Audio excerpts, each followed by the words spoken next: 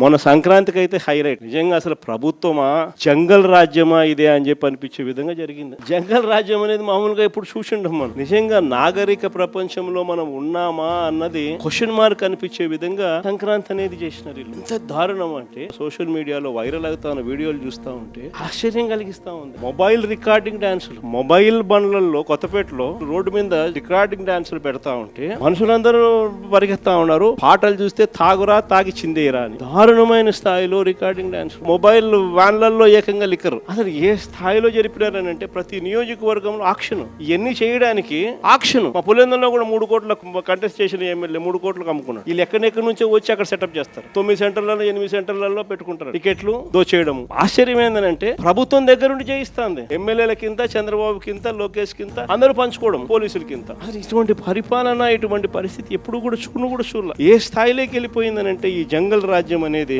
నిజంగా అనుకుంటేనే ఆశ్చర్యం కలిగించే విషయం. ఓ డిఎస్పీ అనేవాడు మైక్ పట్టుకుంటాడు, యూనిఫామ్ లో ఉన్నాడు, ఊపేయి కుదిపేయి అంటాడు. డిఎస్పీనా అసలు ఇది ఏం మనిషి అని చెప్పి అర్థం కావడం. అసలు భీమవరం మీటింగ్ లోనే సమాజంలో ఉన్నామా లేమా, అసలు ఏం జరుగుతా ఉంది? జంగల్ రాజ్యం అంటే ఇది కాకపోతే ఇంక ఏ రాజ్యం ఇది అని చెప్పి ఆశ్చర్యం కలిగించే విషయాలు.